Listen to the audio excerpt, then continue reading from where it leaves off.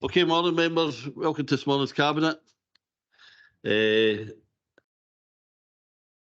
remind members that the meeting will be recorded. I now ask Christine to call for the sediment, and apologies.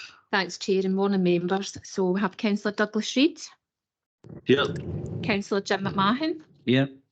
Councillor John McFadden. Here.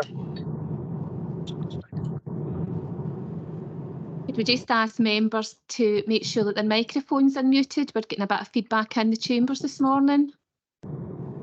So Councillor Elaine Cowan. Here. Councillor Maureen Mackay. No, there yet. Thanks, Eddie.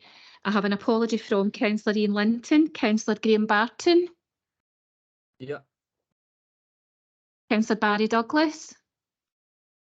Councillor Douglas did put on the chat he was having microphone problems, but I know he is online. I'm here. I'm just having a few issues with the microphone. It comes and goes. Great, thank you. Councillor Neil Ingram. Yep. Councillor Claire Maitland. Yeah. Councillor Drew Filson. And I have an apology from Harriet Johnston. Babs Mowat. Here. Alan Vint. Here, thanks. Norman Watt. Here. And Jackie Livingston. Yeah, I'm here. Thanks, Chair. Thanks, Christine. I am here. Sorry, I was a bit late. Thank you. Thanks, Councillor Mackay. Okay, thanks, Christine. Now going to the declarations of interest. I don't think there's anything particularly obvious, is there? Barry, I'll take a bow. Oh, yeah. Barry, you take a bow, yeah? Yeah. Yes, I'm.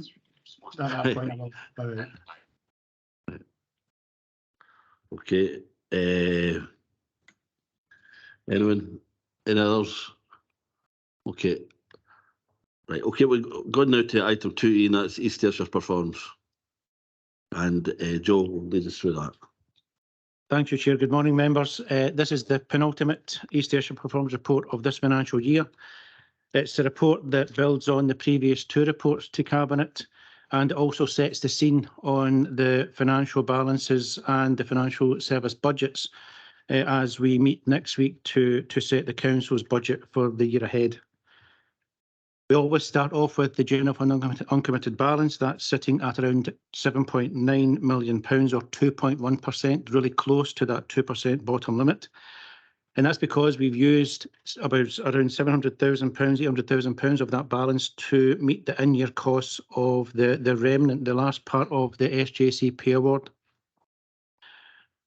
In terms of this report too, we also spend time at the third East Ayrshire Performance Report to incorporate the service balances that are undertaken following the completion of the external audit of the annual accounts. That work has been concluded, and paragraph 8 gives details, and the balances review is a separate item on this agenda.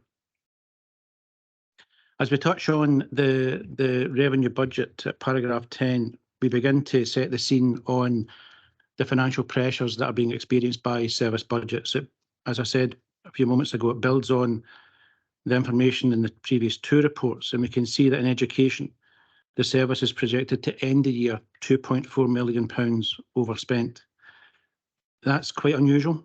At this time of year, services normally are beginning to manage their transition towards the year end and to take steps to bring budgets back in line. However, within education, you can see that there are significant demand pressures in terms of additional support for learning, and we are now seeing an overspend of just under £1 million in terms of the revenue element of early learning and childcare 1140 funding.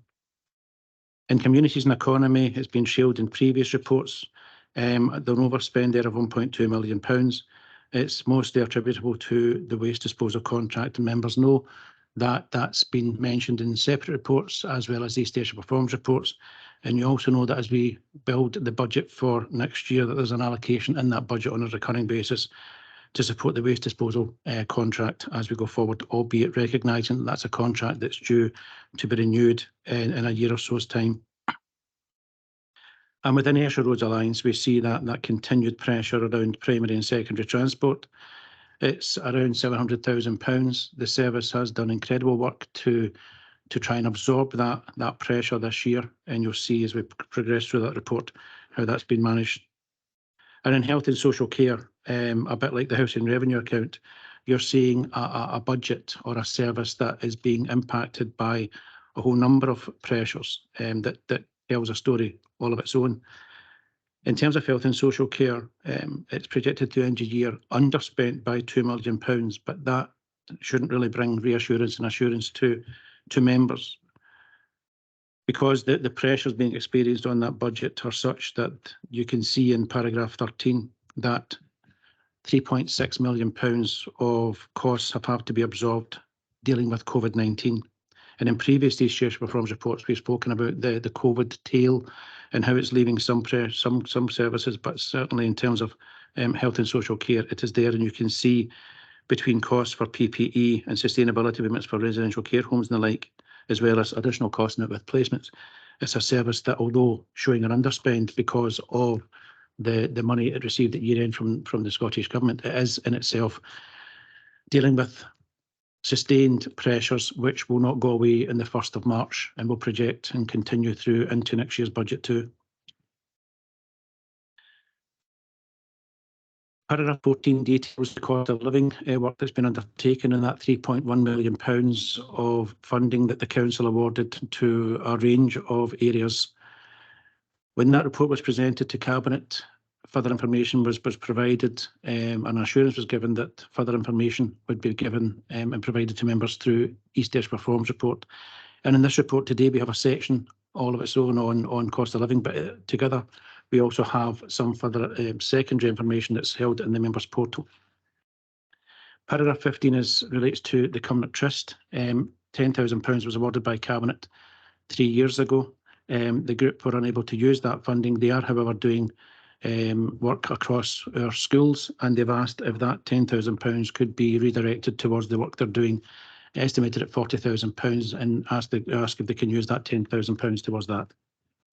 Paragraph 16 to 23 lay out a number of capital projects that are in the report today because of additional spend on them. They'll be explained in more detail by Simon as we go through the East Ayrshire Performance Report capital section. But just draw your attention, members, to paragraph 24. It's that touchstone from the medium-term financial strategy into this report, saying that we are reviewing the capital programme in terms of affordability. And in the reports you'll see next week, the budget report, the treasury report and the capital report, you'll see more about that and the work that's been done by officers across the council to progress that affordability indicator. Chair, with your approval, I'll leave people and health and safety for the individual section that will be done through the report, but I would just draw Cabinet's attention to paragraph 30 onwards, which sets out the work that's been undertaken in terms of the Community Defibrillator Initiative, noting that 22 community groups across East Ayrshire have benefited from that, £50,000 being raised to support that. And as is always the case at East Ayrshire Performance, we mention the important work around here to listen suicide prevention in the 13 courses and the suicide first aiders that have been recruited and trained, as well as the mental health first aid and the wellbeing Here to Listen campaign, which I'm sure we can hear more about as we go through the report. Chair, I'm happy to stop there before I move on to the revenue section. Colleagues, any questions, any comments? Drew? Thanks, Chair. Just paragraph number 16 there, the Mental Health and Childhood Centre. I'm just wondering if we've got a date yet for opening. It was anticipated at the last Cabinet, but I don't know where we are with that. Obviously, it's nearly 100,000 over budget, so it's not been a good one for us at all, this one.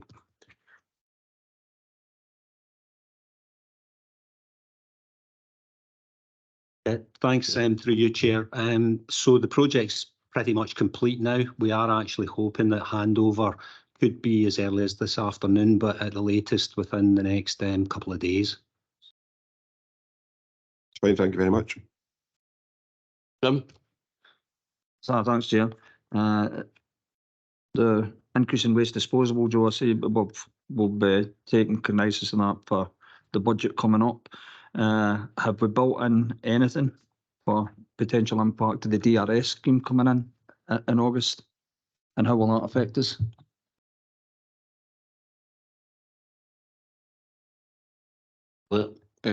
Through you, Chair. Thank you, Councillor McMahon. The introduction of the deposit return scheme, which will come into place now on the 16th of August of this year, we had a specific and initial assessment carried out, commissioned by Zero Waste Scotland, to look at the impact of DRS on us, which took place in December 2021.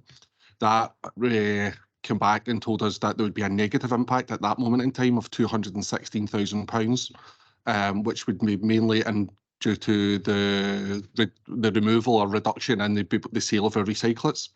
Officers internally carried out a more recent assessment of that using the same methodology as was commissioned by Zero Waste Scotland, and actually our forecast is now at £484,000 would be the result of the introduction of DRS. No, thanks for that, Ben. Okay, thanks. Brew?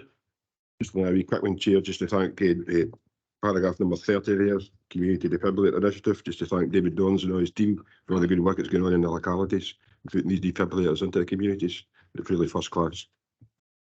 That's true. I mean, that's been a great story, and it's been right up and down the length and breadth of Easter, so it's really good to see. And I know, Neil, you've been at most of those ceremonies as well, but point well made. Did it hand up? Maureen, it's got a hand up. Maureen. Thank you ever so much. It was just in relation to the community defibrillators. Like Drew, I'm absolutely delighted to see them. I have actually been asked by people in terms of, has there been a budget set aside in relation to the ongoing maintenance of these defibrillators? So just for some clarity in relation to that, quite simply because people are asking about it. Thanks very much. Thanks very much, Maureen. That's, I think we'd all agree with that. But in terms of the maintenance, David Dunn. Sorry, through you, Chair. The maintenance is picked up by the community groups as part of the terms and conditions for approval of the equipment. So when they put in their application form, they have to fill that in. That comes through for approval. Once that approval is given, then they have to agree to pick up the maintenance and upkeep of the defibrillator. So that's picked up by the group, Councillor. Okay, thanks very much for that then. I think the next follow-on question then is, so those groups are there, those defibrillators are in place. What systems have we got in place to make sure that we are actually doing some form of checking to make sure that things are kept up to speed and that all these defibrillators are functioning? David. Again, through you, Chair, that was also picked up by the communities as part of the agreement they sign up to when we issue them the equipment. So effectively, they get the equipment free of charge, and they take on responsibility for the upkeep and for the checks of the equipment that they get. Yeah. I think, David, the point that I'm trying to make, though, is given that these are things that we have actually now put in place, I think that we have some responsibility to doing some process checking that what we expect from the community groups is actually being delivered by the community groups on an ongoing basis. Because this is really now a community resource that the public are quite entitled now to be aware where those actually are and to have an expectation that they are there and working at all times. And frankly, I don't think, God forbid, if we had a situation when one was needed and it actually wasn't there and it wasn't serviced, I don't think it would be the community group that the public would be holding responsible for that. I think the fallback would come to us. So again, I'm asking that we have something put in place to do some checks against these community groups. I don't know enough in detail about how the defibrillators need to be serviced, but I think we should take account of doing that on an ongoing basis in line with what the servicing requirements are. Thanks, Maureen. Just before I bring in David, Drew, Just for your advice for Maureen, when the community has been given the defibrillator, they actually register to a company called the Circuit, and then the Circuit will notify you when, let's say, all your pads and various other things are due dates a bit ready to run out, so you can check and things like that. If somebody goes to use the defibrillator, the Circuit will notify that named person that the defibrillator has actually been asked about, so you can go and check the defibrillator too. So there are things in place there from the Circuit to make sure that that thing is looked at after all the time. That's really quite reassuring, Drew. Thanks for that. You know, so I mean, I think things like pack test, just basic things as well. You know, that will be covered in that. David, do you want to add anything? Basically, just to say, Chair, that the equipment that goes out is pretty much maintenance free. They need visual checks and inspections, but they don't need any maintenance per se. The pads and batteries need to be changed on a 4-yearly basis, and I say that to the community groups when they get the equipment. So all the information is passed across to them, as is all of the warranties and paperwork along with equipment as well. And the community leads that I talk to also a direct linkage into me as well. So if they need any advice or assistance, they can get in touch with me. And they're also advised to sign up for the warranties on delivery of the equipment. So in terms of the actual defibrillator itself, that's got an 8-year warranty, and the cabinet it comes in has got a 10-year warranty. So they're asked to sign up for that. And as Councillor Filson says, they're also asked to sign up to the national community database, which is called the Circuit. So I hope that answers the question, Chair. Thanks for that, David. Okay, I think that's a good explanation there. That's quite reassuring. Hope you're reassured too, Maureen. Okay, any other questions in the wider paper? No. Back to you, Joe. Thank you, Chair. And the revenue section starts on page 12. It sets out on a service-by-service basis the individual budgets and the pressures or otherwise that are within them. It shows that in education that £2.4 million of an overspend. It shows that additional staffing of around £1.3 million being put into additional support for learning areas, and that there's also a £1.4 million overspend in terms of ASN transport. That's been offset by a number of other matters and other budgets. And we also note here the £996,000 overspend projected in the early years 1140 due to additional staff, additional meals and additional partner provider costs. I would just say to Cabinet that in terms of this piece of work in early 1140, that I've met with colleagues in education to undertake preliminary work in terms of this budget and the overspend that's taken place, and that will continue in the weeks ahead to identify the drivers of the overspend and the mitigations that we need to take to bring the budget back in line as we go forward. Finance and ICT is staff costs, and members will recall that they approved the Finance and ICT service redesign last month. And in housing and communities over the page, 1.235 of an overspend projected at the end of the year. You're seeing here that in terms of ARA, projecting to end the year £162,000 over budget, but that's after absorbing around £700,000 of additional transport costs for primary and secondary. So really incredible work done by colleagues in that service, and noting here too that parking income is recovering as well. Housing and communities is where waste and waste deposit sits. It's showing pressures there of £1.2 million of an overspend. As I said earlier, a recurring contribution of £1 million being placed in that budget next year. There's been a balance of around £1 million added into the current year's budget, and we're seeing just that pressure in that budget, and as the head of housing and communities touched on, a pressure that's probably going to be made worse later on in the year, but we work together to try and put mitigation in place for that. And in wellbeing, the graph is at the bottom of page 13. It shows the service areas, and it shows the pressures within them. And it's the paragraph that follows on page 14 attempts to set the scene and tell members in Cabinet what's happening with the budgets. but it's also a budget that can draw down and utilise government funding that is received as one-off funding. And so it's showing, you know, underspends in certain areas, but that underspend has only been realised after they have drawn down the substantial funds from one-off grants that then turns that overspend into an underspend. And that's why we're at that £2 million of an underspend, but the pressures are there. And as I said before, there are pressures that will continue beyond the 1st of April this year. And in the central services, we're still seeing here the overspend in council tax reduction of £500,000. It's been with us for all of the reports this year, and it's showing maybe that just the impact of cost of living on households. We have a budget of around £9.5 million to pay out council tax reduction, and we are paying out currently £10 million. And in addition to that, and just going back to the finance and ICT budget, that underspend that's taken place there of £700,000. That's after we've utilised some of the finance and ICT budget to bolster the £1 million of Scottish Welfare Fund budget, because that too is under immense strain. And we have taken the decision to keep the eligibility criteria at low for both crisis grants and community care grants. But in doing so, we've spent £350,000 more than the budget, essentially a third more onto the budget, and we'll continue to monitor that as we go through next year too.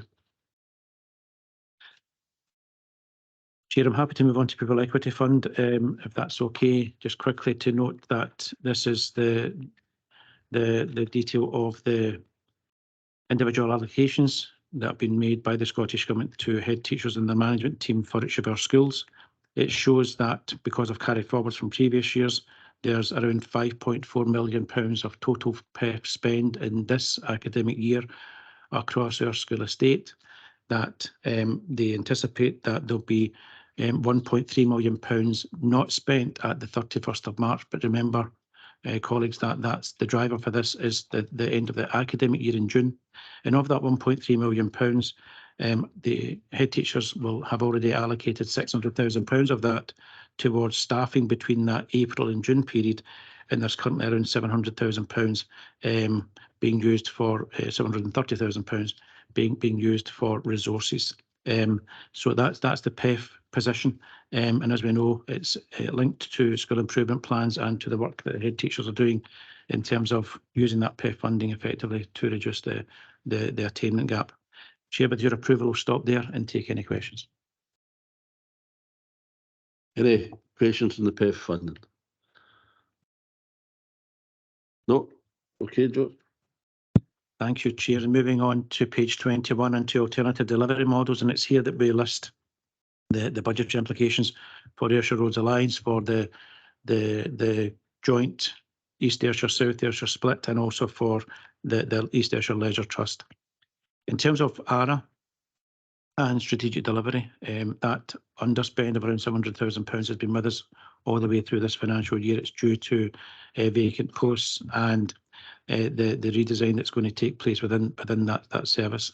And in terms of the East Ayrshire local, £65,000 overspent, and in South Ayrshire, £300,000 overspent. And members will recall that early on in the East Ayrshire reforms process, an allocation was made from the general COVID funding to support the service maintain or deal with the underspend that was taking place within parking income. But you can see that parking income is actually recovering, which is really reassuring, and it's recovering faster than both the head of service and myself expected. In terms of the roads capital, they are listed in the table and over the page in terms of bridges and in terms of the new Cumnock flood prevention scheme and bus station and car park improvements. And as we move on to East Ayrshire Leisure Trust, it's quite an important point to note that you know, against the backdrop of the pressures being faced by the leisure sector, that the Leisure Trust is projecting to end the year around £160,000 underspent. We still show some pressure, and you'll see that on the table on page 23.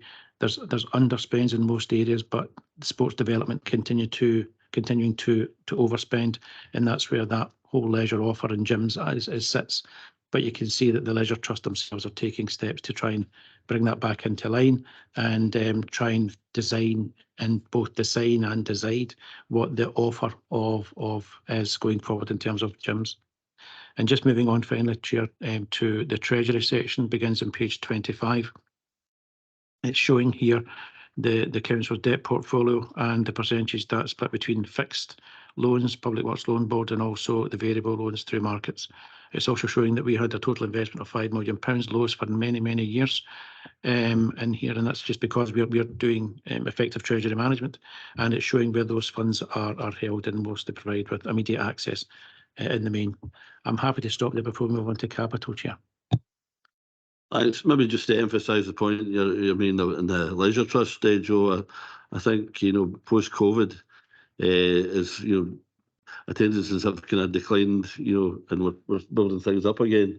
It's good to see that the Leisure Trust was more or less just a slight underspend there, but managed to achieve that. It's a good bit of stewardship there, and also in terms of the new Cumnock flood scheme, given a few weeks ago the torrential rain and flooding that we had. It's an absolutely great job that we've been able to spend that 8.3 million. Otherwise, we'd have probably our third flood event in New Cumnock. We've managed to avoid it. That's good.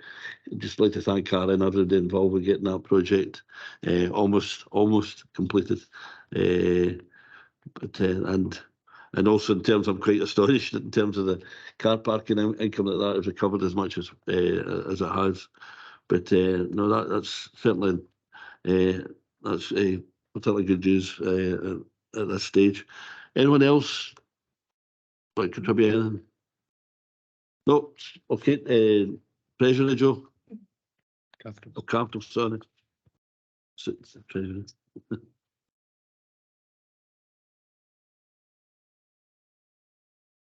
Thanks, Chair, and good morning, members. The capital programme is continuing to make steady progress. However, as you'll be well aware, it's facing significant challenges due to the current economic climate. As usual, without going through the report in great detail, if I could provide you with an update on a selection of projects in relation to their stage of development. Projects recently completed include the new build Netherthird Primary School, which was handed over on the 13th of January, and pupils are scheduled to return on the 20th of February. Works have also been completed at the early years facilities at Catrin, and as I mentioned earlier, at Dumellington we anticipate handover of the facility during the course of this week. With the SHIP programme, the first phases of properties at Witch Road and Kilmarnock have been completed and were handed over in November. And moving to projects on site, there's approximately £27 million worth of construction contracts, including the new build Dunlop Early Childhood Centre, which is progressing well with the substructure nearing completion. We have the final phase of works at Kilmarnock Bus Station, which commenced in January. And there's also new build housing developments as part of the SHIP programme, including Witch Road and Bellevue Gardens in Kilmarnock and Kilmarnock Road in Mauchline. Projects at a detailed design stage include St Sophia's Innerfit refurbishment, where preparation of tender documents is well advanced following changes to the procurement approach. Stuart Academy Extension, where detailed designs are now being progressed, and the Galston Office project, where the tendering process has commenced with pre-qualification questionnaires having been issued to the market. Projects at the earlier stages of development include the Doon Valley Community Campus, where work's ongoing with the design team through RIBA Stage 3 to refine design proposals following stakeholder feedback. And following the recent announcement of a successful levelling up bid, the Cultural Kilmarnock project has recommenced at RIBA Stage 3, with initial design team and stakeholder meetings having taken place. We're also progressing projects linked to the Ayrshire growth deal, including Moorfield Phase 3, where conclusion of purchase of the preferred site is being progressed. And with the Ayrshire Manufacturing Investment Corridor, the designs are currently being developed in conjunction with the external consultants. So just a brief summary of some of the key highlights, Chair, but happy to answer any questions. Thanks very much, Simon. Maybe just kick off in terms of housing front. It was good to be at the construction site in Mauchline with the new supported accommodation. and the speed that that's getting constructed, that's really really good news.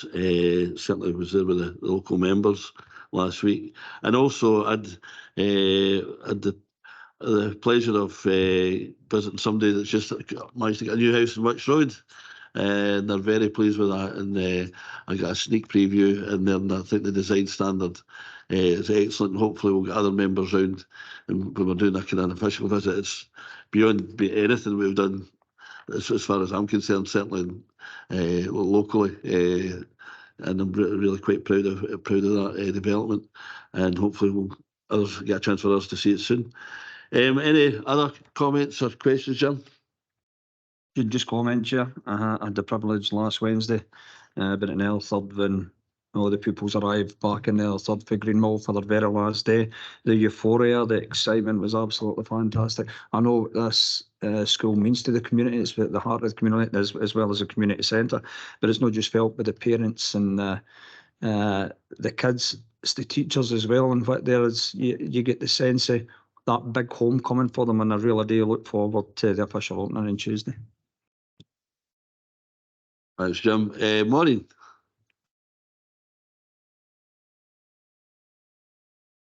Still there, Maureen?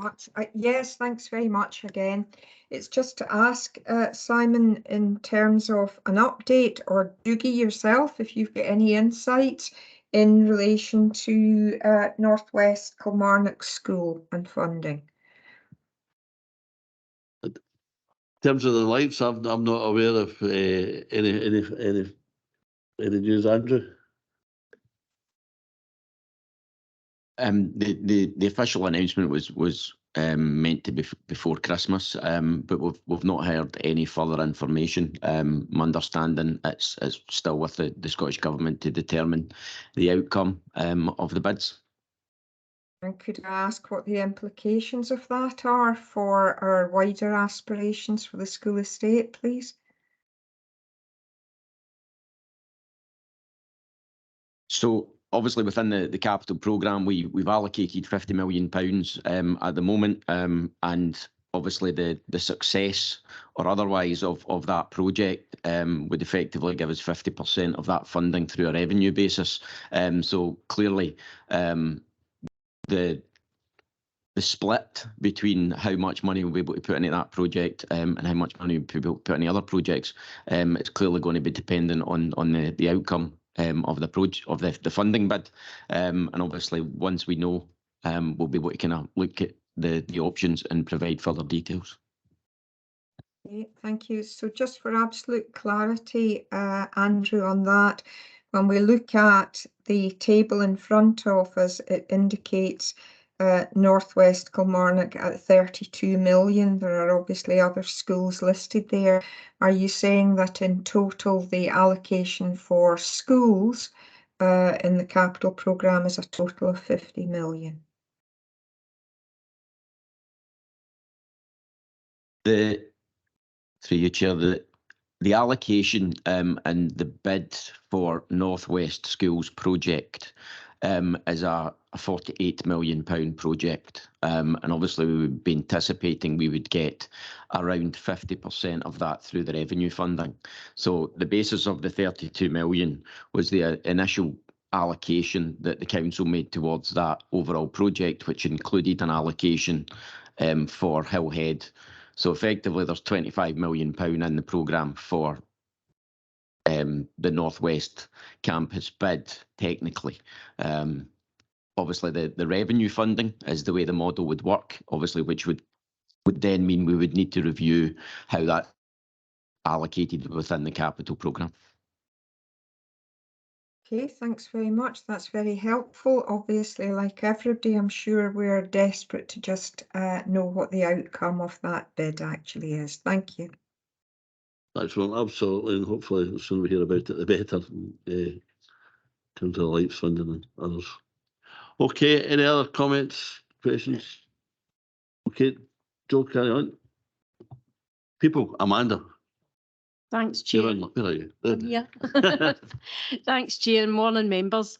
People pages start on page 32, starting with a breakdown of absence statistics, which show 10.58 days lost per employee, which is an increase of 1.52 days for the same period last year. At the bottom of that page, it shows you the breakdown of absence in each of the categories in the support and attendance policy, and all categories, with the exception of 8 days to 1 month and over 6 months, have increased in the same period for last year. Over the page, in page 33, shows employee supports via the support and attendance at work policy, and noting that there's been an increase in the occupational health referrals and the early interventions, which would be expected due to the increase in absence. The number of physiotherapy appointments are down on last year, but the number of counselling appointments are up quite significantly by about 25%. Page 34, the bottom half, shows the head count, which shows an increase of 156 employees, 2.32%, and over the page shows the same table with the full-time equivalent, which shows an increase of 98.96, 1.73%. Our under 25 supporting our young people has also increased by 30 employees, 7.5%. The next table shows the vacancies within the timeline up to September and then December. Over the page, in page 36, halfway down, shows the key payroll activity, which was introduced in the last East Ayrshire Performs. Therefore, there's no comparisons for the same periods last year, as we've just started doing this, but hopefully this is helpful to members. Over the page, in page 37, gives an overview of the activity that the communications teams have been involved in the period, and also organisational development teams. Happy to pause there and take any questions. Amanda, any questions? No. Next part of the report is no. Thank you, Chair. Beginning page 43, business briefings, and as normal, members, a range of indicators. Oh, sorry. We're keeping David busy this morning. Health and safety. Thought I was getting away with it there, Chair, but obviously not. If I could just start, Chair, at the top of page 40. Number of non-reportable incidents to the health and safety sections increased by 63, just a slight increase the same pace last year. And there was reported to HSE have also increased slightly before. The increase in non-reportable incidents is mainly attributed to increases in violence and aggression, both in education and non-educational settings, in period 8 for educational in particular, and period 7 in non-educational establishments. As discussed previously, Chair, many of these incidents are attributable to challenging dysregulated behaviours, and I can again assure members that we have a number of measures in place underpinning our violence and aggression policy to try and tackle those behaviours.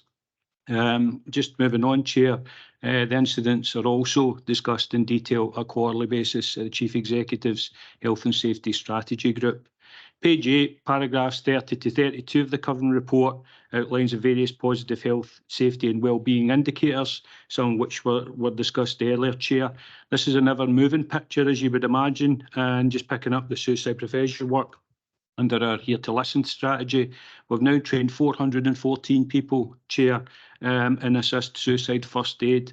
There's 21 people currently being trained over in the annex today, and we're well on target to reach the 600 people by the end of this year that we want to have trained. Defibrillators were discussed earlier. I'd mentioned in the report there was £50,000 worth of donations. That's actually gone up to about £70,000 worth of donations that have been pledged. 22 we've put out, as we know. I've got another 4 which are due to go out and will go out in the next couple of weeks. And we're due to take the delivery of a further 23 defibrillators and cabinets, which have been confirmed with contractors and will go out in due course. In partnership with Scottish Fire and Rescue, we've also trained over 800 people in CPR and defibrillator, and that ties into the Scottish Government's out of hospital cardiac arrest strategy as well. So happy to take any questions in any parts of that report, Chair. Thanks. Thanks, David. Just seen the report there on violence and aggression at schools, and I was pleased to visit head of education to the Grange campus last week, and some of the positive action that's been taken to reduce with spokesperson last week. We saw some of the positive action was taken to reduce these kind of incidents, because that continues to be a concern, and I'm glad to see at least one campus acting positively, as I'm sure there will be in others, to attend to this issue. Just maybe that comment. Anybody else want to contribute? Chair. Jim? Thanks, Chair.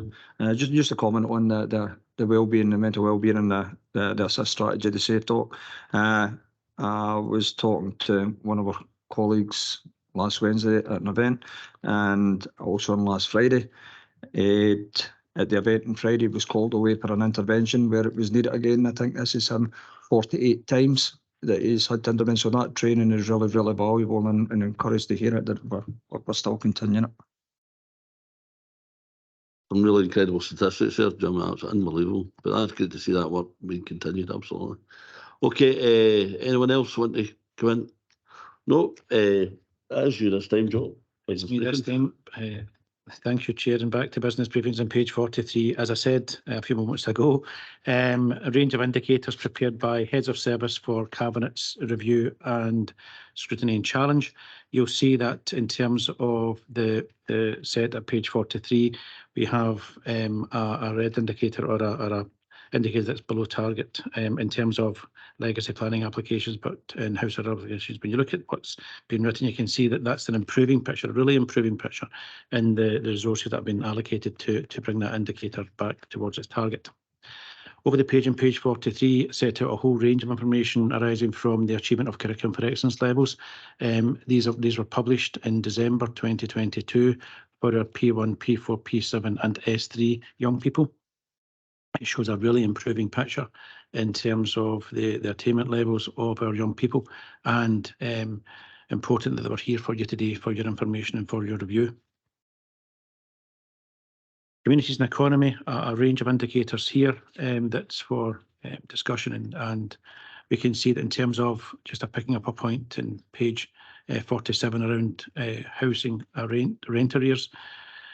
And it touches on the point about council tax reduction and Scottish Welfare Fund, and you're seeing here that arrears are currently £82,000, and that compares to a figure of £53,000 in 2021-22.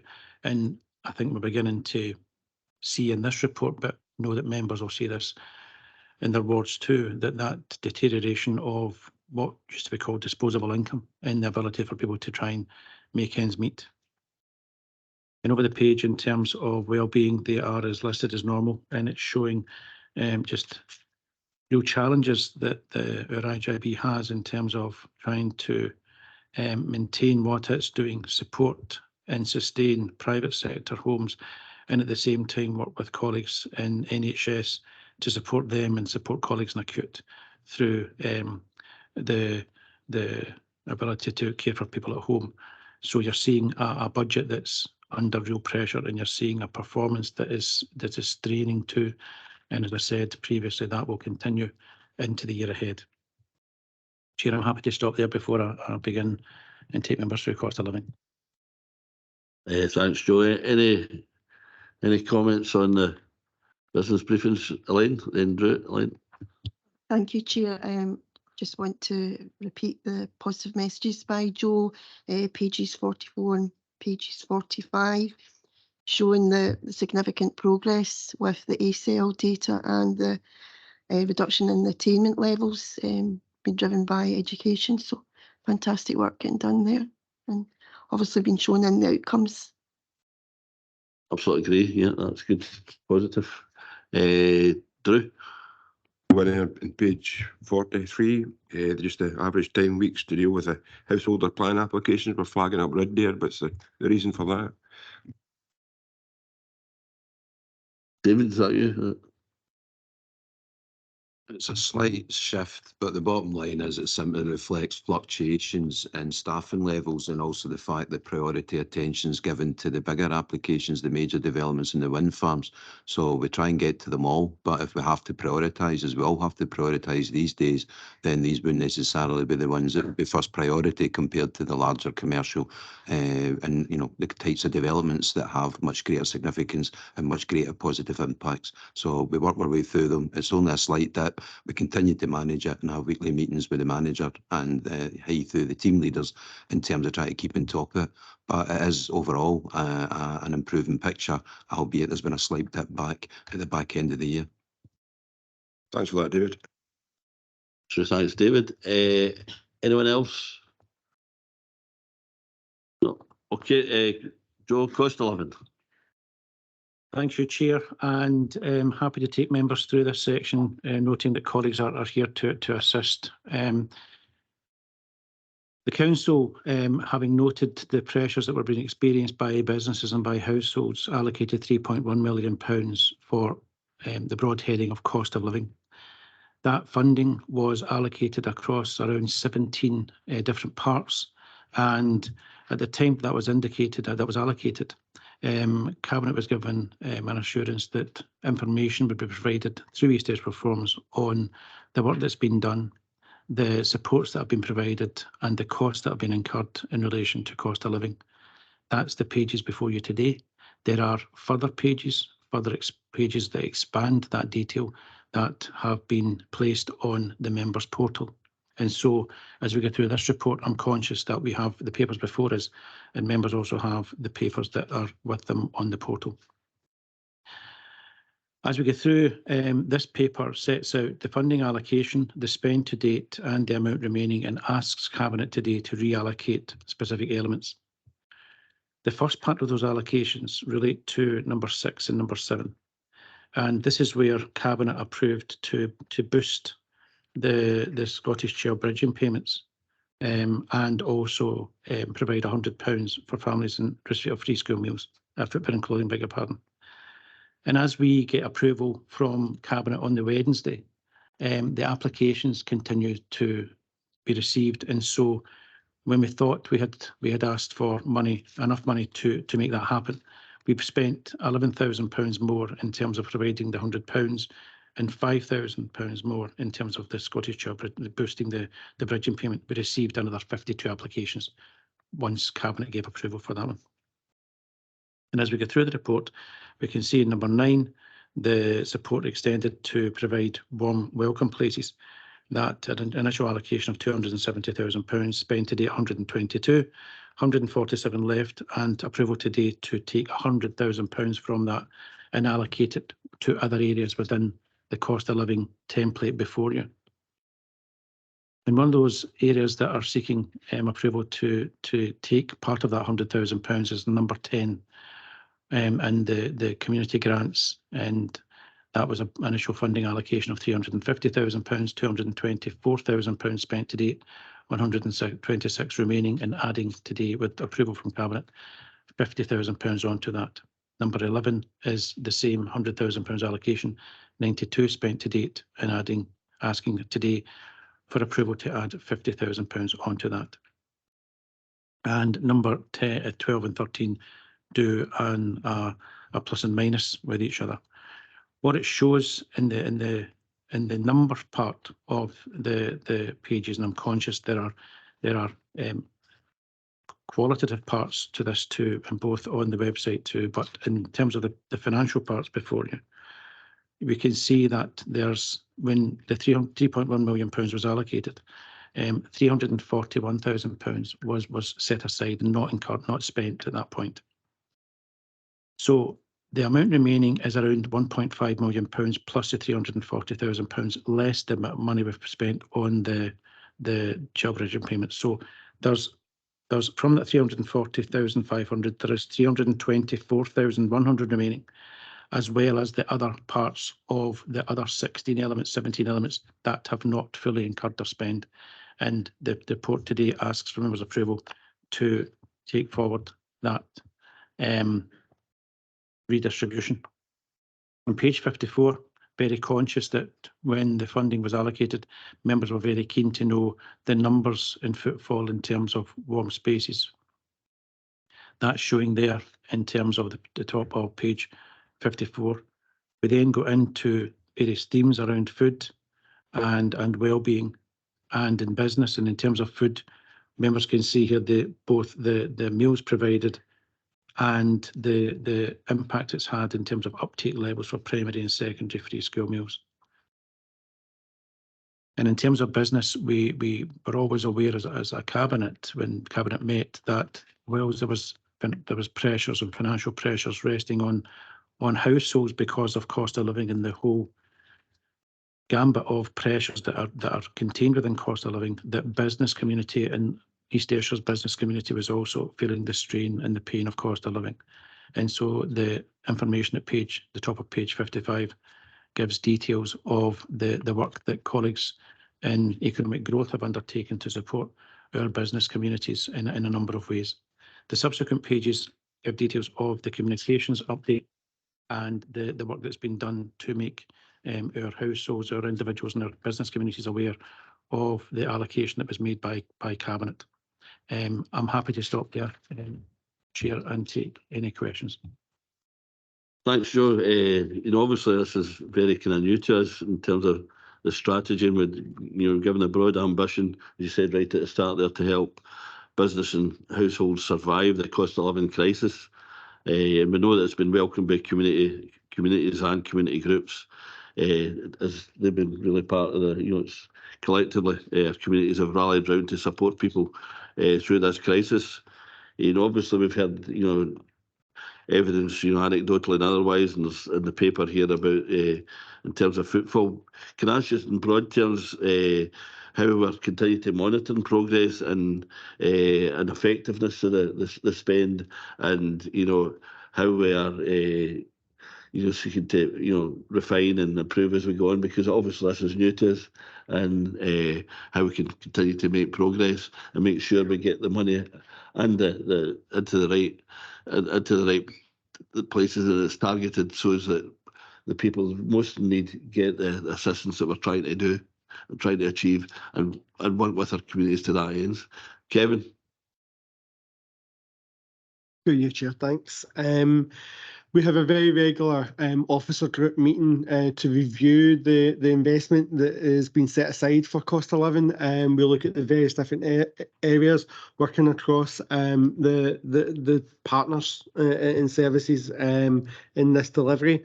We do engage on a regular basis with our local community groups, and we try to ensure that we provide that support so that some of the material and asks come forward is community led in terms of coming forward from the identified need that they know of.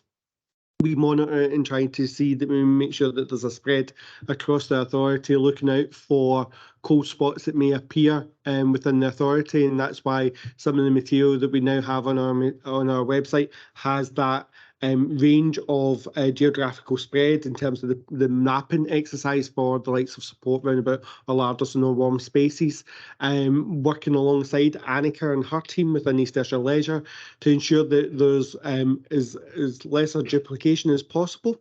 So where there may be work booming in some of her facilities and not so much in other places, we'll work alongside that. If Annika's facilities may be less busy, then we look to shift that resource to other facilities in place. So it's very much looking at that aspect. We are very much trying to do this in a dignified way for our residents in that sense, and trying to do that very much of gleaming what is the uptake in our communities, alongside that aspect of trying not to overtly identify people and when they're seeking that support. What I can tell you in terms of a number of the community venues in that sense, we are getting roughly about 1,500 attendances a week at some of our warm spaces, our warm welcomes, and that's in the community settings, and that's only taking into consideration half of those that are up and running. We're still gathering that on an ongoing basis, so we have identified staff who work with each of these groups to see what's happening as well. So there is engagement happening with our community groups, but there is also the strategic oversight that we have from officers and working, and that's what you'll have seen already in terms of this paper here, is we're looking at the resource and where it's best used and where it's needed, then realigning that appropriately. So in bullet point 10 in terms of the allocation, well, I think members, anecdotally we're hearing some places are not being used because of the the issues that relating to dignity that you mentioned, Kevin, and how we make sure that we're robust enough to respond to that and make sure if it's not working, we're able to amend, target the resources where perhaps have been needed more. Thanks, Chair. We are engaging frequently with the community groups in that sense to promote them and promote their use. Where we are seeing lower numbers, we are trying to look as if there's other ways that we can do it in terms of putting an activity that is not then directly about accessing a warm, welcome space. It's actually about coming into the community, but that's a support that is there in the street and people can have dignified access to that. In terms of there's ongoing engagement and dialogue with the community groups to see what additional support they need to make that happen, and we are constantly promoting the material. So we will have ongoing dialogue with groups and look at the resource and where we can, we will move that resource. Jim? Thanks, that's kind of reassuring, Kevin. I can only talk for one-on-one warm spaces, and I see they've got on their community page events all the way right out through to the 27th of March, and that's for quizzes, bingos, film shows, but I know they also within the community cafe. Anybody getting in will get free tea and coffee, so it doesn't matter. So they've integrated that where doesn't matter who goes in, so they'll get a free cup in a certain time during the day at the soup as well. Thanks. Elaine? Thank you, Chair. The chart at the top of page 54, I'm interested in why the Dick Institute is significantly higher than the other venues. Does that include the kind of normal usage in the library, or is there anything else underlying there? Kevin? Thank you, Chair, through you.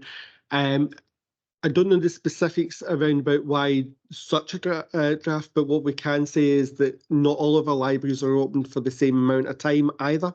The Dick Institute is one of those libraries that's opened the most, so therefore will have the greatest exposure, and maybe also because of where it's situated. Not all of the spaces have the same frequency of access. So it's very difficult to actually compare like for like in that sense, but I'm happy to go back to Annika to seek if there's something specifically that is working extremely well within the Dick Institute in terms of that setup there, and see if there's learning to be had. Thanks. I mean, I'm thinking that it's maybe worthwhile having some kind of report back in this, because I think members are quite interested in making sure we're targeting the right areas and we're effective for what we spend here. Jim? Oh, no. Okay, Drew, and then Maureen. Just one for Kevin as well.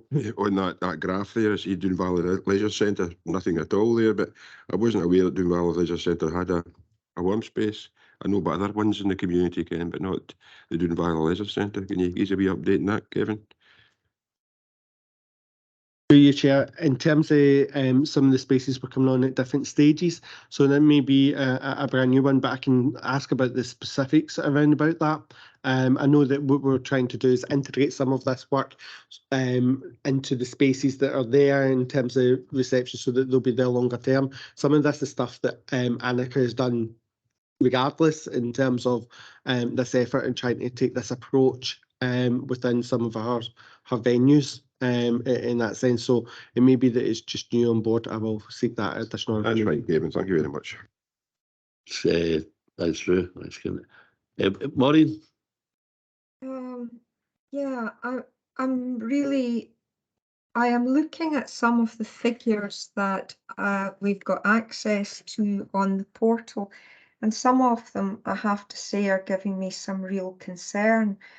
I've got the Northwest Area Centre, and we can see on the graph in front of people how limited the uptake has been.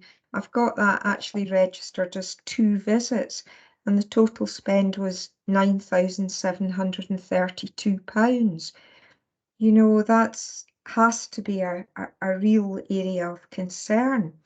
I'm also looking at, again, the figures on the portal, which are on a ward by ward basis. And within Ward 2, nucleus, rightly, is identified. And out of that, there's only 70 individuals being supported. And try as I can, I don't see any funding that was actually allocated to them at all. I wonder, Kevin, if you could give me a response to those points, and then I'd like to perhaps come back in. Thanks, Maureen. Kevin.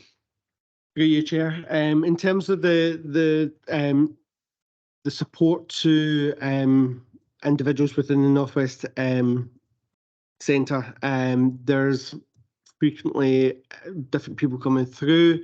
There's 70 individuals. I think the attendances are fluctuating in that sense. In terms of the investment in, it may be that the funding is being granted but not necessarily yet in play.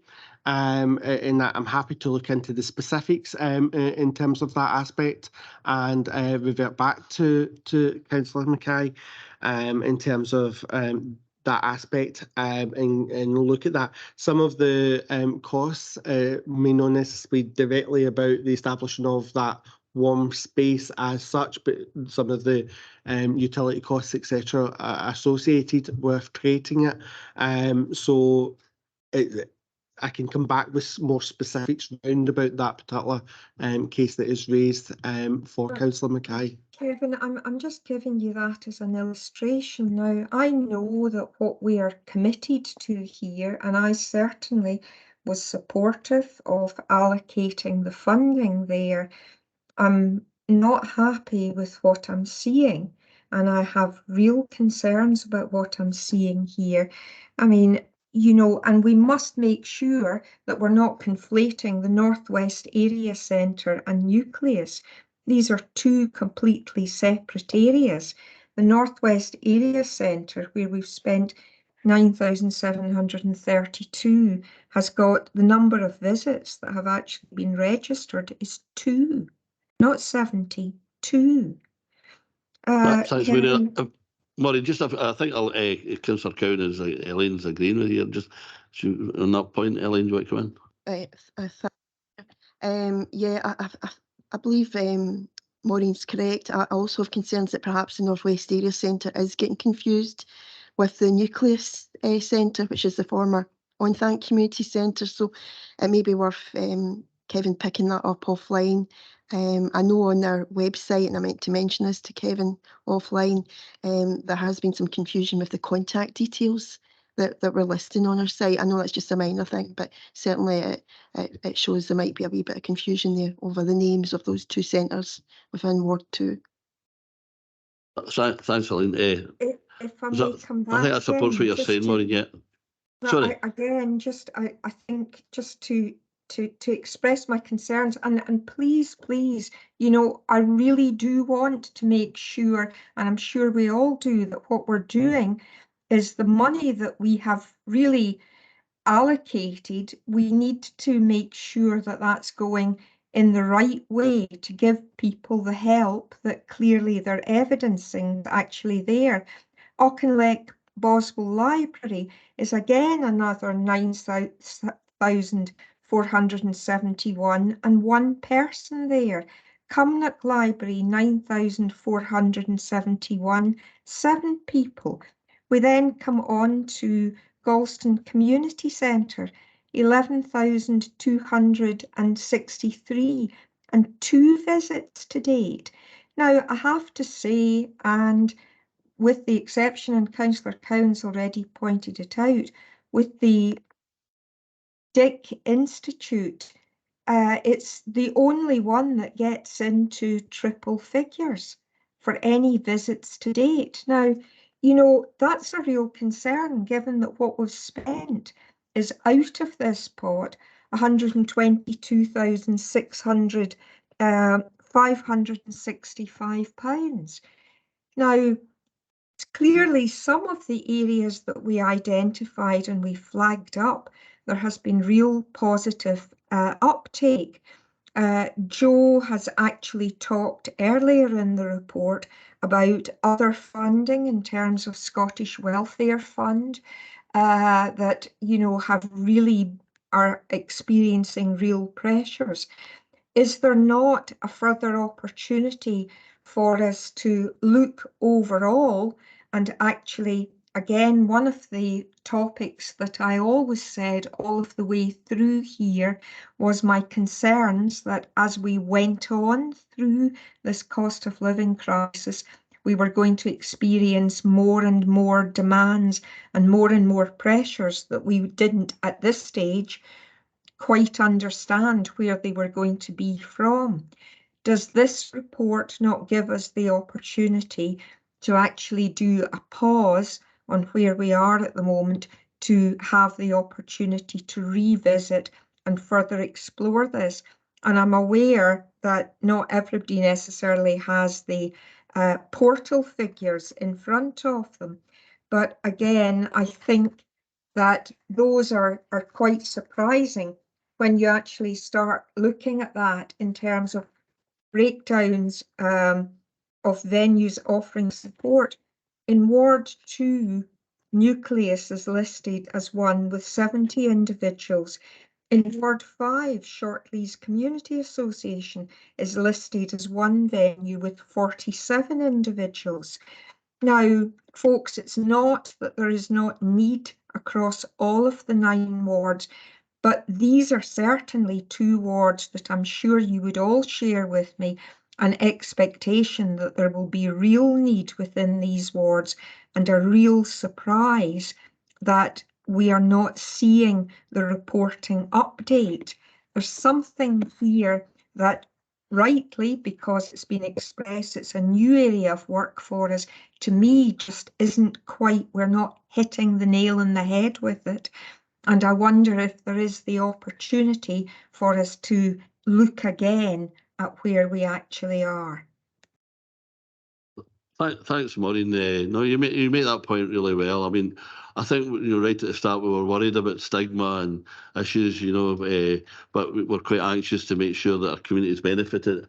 And we know that, you know, we're working with our communities. It's not, you know, and a lot of the community groups have absolutely welcomed some of the assistance, and a lot of it's, you know, maybe not just targeting cost of living, but also, you know, helping sustainability. Some of these facilities that have been, you know, lying, you know, been through COVID, not had as much usage as we normally would. So, you know, I don't know whether a pause or a report would be the best thing. I mean, a pause to give us time to, you know, reevaluate some of the things might be in order, but I wouldn't like to jeopardise getting that money out to where it's needed through this crisis. If we could manage that in some way, I would be kind of broadly supportive of what you're saying, Maureen. I think if we need to go, you know, take a wee bit of time to pause and reevaluate, so be it. But the last thing I would want to do was withhold money from individuals and groups that really need it. Andrew, do you want to come in first of all? Yeah, thanks, Chair. I suppose it was just maybe just a wee bit of reflection on Councillor Mackay's points, and I think the work that the group's actually been looking at, and maybe particularly around the warm spaces and how that kind of linked in to the wider agenda. I think first off is the spend to date on warm spaces has been about set-up costs and actually creating those spaces across our communities, both within particularly the leisure facilities and our community organisations. So those were kind of effectively set off one-off costs. So the the numbers we would expect to see through those groups wouldn't necessarily be incurring any further costs to do it. So I think what Kevin was obviously explaining earlier was around how we will continue now to build on those spaces and make sure that they're absolutely targeted within the right places within the community. I think the other parts of it, and again, I think the food one is probably a good example, as we've seen that kind of slow burn as things have built up, as people started to recognise where those challenges are. And there's clearly that redistribution of some of the money to try and target those areas where we've recognised there is a much more direct impact. So through things like the lemonade funding and actually giving people things that they can use within their home, those are the areas we've asked to put some additional funding in, because we recognise those are absolutely the more direct impacts. I think the other challenge that we've got is, and particularly I think around the food and the energy one, is around those challenges that we will start to see once the changes nationally, the energy bills and things like that start to change in April as well. So again, we didn't want to be committing all of those funds initially, so that we had still got capacity to manage that over the coming months as well. So hope that kind of helps and gives a bit more clarity, that we certainly don't see this as just being a kind of one-off and really supporting the ongoing situation. I think, Andrew, what his points well made, and you would like to have some reassurance. I wouldn't like to, there's a constant call and a constant drawdown organisations like Lemonade, where people are getting, fuel bill crisis, and I wouldn't want to disrupt that in any way and be delayed. But I know this is going to governance and scrutiny, and perhaps they could reflect on it and maybe a report back to Cabinet. Or I don't know if would a pause cause any kind of major issues if we were to pause it just for a cycle? I think that I suppose the question would be in terms of what areas would you be keen to pause, because clearly there is continued funding going out to community groups and individuals through the whole kind of 17 areas. I mean, if the issues particularly around the level of uptake within warm spaces, then I wouldn't anticipate we'd be looking to spend any additional funds on warm spaces. And if that was an area that members wanted to kind of get a bit more clarity in terms of uptake and focus in terms of who was coming in each of those locations, then a piece of work could certainly come back to provide more information around that, if that would be helpful. So I suppose I'm just put that out to other members. So would a pause in funding for warm spaces, and this report is going to GNS and come back to ourselves, would that satisfy members? Drew? Just want a wee bit of clarification. I thought the total cost for setting up a warm space was £5,000. On top of it, Councillor Mackay saying there, she's saying some of the groups are getting £9,000. Can somebody clarify that for me? Yeah, Kevin. Through you, Chair. In terms of the fund, there's fund available for different elements. So they could have got £5,000 for warm space, but there could have been money for the larder, which might be part of the same space as well. So therefore, there could have been different awards. I think it's also important just to highlight for members that in terms of the graph in front of them, in terms of the spaces or the uptake, that's in relation to East Ayrshire leisure facilities. The additional material that is on the members portal is in relation to the community groups that are providing warm spaces. They're two different entities. So you would have North West Area Centre, which East Ayrshire Leisure are putting in place, that may not have actually drawn down any money from the cost of living funds, but is part of the wider programme. But the material on the members portal is in relation to community groups and their access, and we're collating their uptake on a weekly basis now. Hope that helps. Thanks, Kevin. Linda wants to come in, Linda. Through you, thanks, Leader. I think there's several really good points being made in this space. But I think from a strategic perspective and being a part of that group with particular input clearly on the education and schools front, predominantly around about the financial inclusion officers, I think really it's about seeing all of this in the round. And whilst I think we're all clear that the warm spaces are a really important aspect of this because they provide that urgent response in the communities, I think the other piece is, and what we should be completely proud of, is the partnership approach that we've actually taken to that provision. I think like all of these things, they'll need time to bed in and learning needs to be done. And I think really from a strategic perspective, I think what I need to convey in Cabinet today is a willingness to work with community groups, to look at what the need is, as Councillor Mackay absolutely put right, in terms of specific wards, because as we laid out the warm spaces, nobody knew what the uptake was going to be. Clearly, we're seeing some of the uptakes are low. And indeed, what can some of the warm spaces learn from others, and what can some of the community groups learn from other community groups? So I think the ask is right to look at the warm space aspect holistically, but I would be incredibly concerned if we did look to remove the warm spaces as they currently exist. But I think what I would like to convey is the willingness of officers aligned to that particular strategic group to work with any member or any particular community group to look at those aspects and make sure that that does indeed feel like the partnership that we've always set out for this one to be. But I think the warm spaces are one aspect of this. It's absolutely clear that we need to be looking at, if you could call it value for money, Leader. But I think what I would need to convey as a part of that group is the willingness for the partnership approach to continue, but from a strategic perspective, to recognise that this does indeed mean that we work in partnership with the community groups, the faith organisations, etc. And also, colleagues, just to note our aspirations for net zero, because as has already been indicated on several occasions, what we don't want to see is repetition or duplication of effort. And I think we do need time just to let everything bed in, but certainly we would be more than happy, our group on cost of living, to work with any community group, any members or groups of members, to look at that and learn and take on board any views as to how we could make those aspects better. Thanks, Linda. No, I mean, that's some good points here in terms of, how we've worked together. It's a collaborative effort with community groups, and that, we've got to watch the relationships with these groups as well, and make sure that they're nurtured as well. But I appreciate the concerns that Councillor Mackay is making, and I think the rest is that have these, we'd like to be satisfied that money's been spent and targeted where it should be. Eddie, do you want to come in? There's any kind of solutions here that we could have? I suppose there are two aspects, to this, and I'm sure Councillor Mackay will confirm for herself. She wasn't suggesting that the other things like lemonade or that we stop actually giving out immediate support to people who need it, or the ongoing things, for instance, for the additional suicide prevention training, things like that. That would all continue on.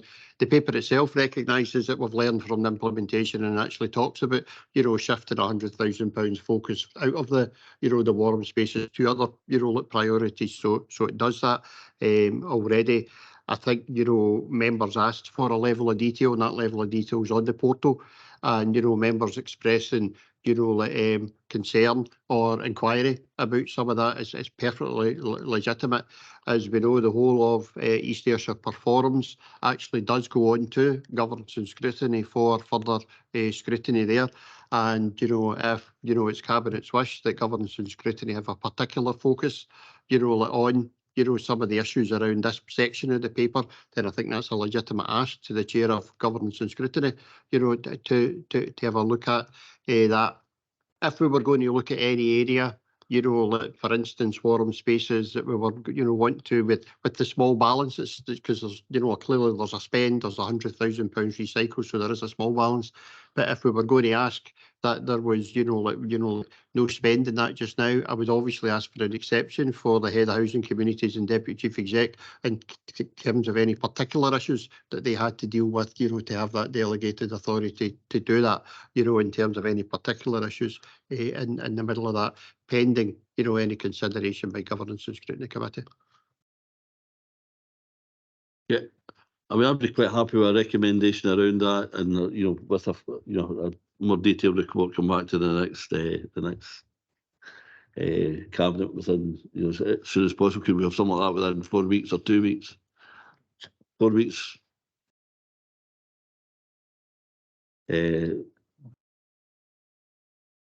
Maureen, something along those lines with that? Well, I think we certainly have to, and I think even when Kevin was speaking, it's easy to get mixed up between what element 9 and element 10 are. Element 9 are the cost of living allocations against the areas that we then see on page 54. And when we look at that, it actually ends up that there are only 499 people. Now you divide that into the 122,000 plus allocated, that's £250 a head. We then look at the cost of living options, and as I say, you know, Nucleus, which is a local community group, and it's only one example I'm giving, and I am absolutely underlining that. Again, you know, we have seen that spend there, so it's about, and that's what's in option 10. So where it says support extended use of community venues and schools to provide warm spaces, lots of that money, as Kevin has explained, some of it has gone, for instance, for meals over Christmas and for ongoing family food support. Some of it is there for food larder support. Now, I think what I'm trying to set out for folks is that's not necessarily reflected in what it is that we've actually got in front of us. And I do think we need the opportunity to absolutely clarify and make sure that what we're doing is absolutely clear and that everybody who is buying into this initiative is actually doing that well.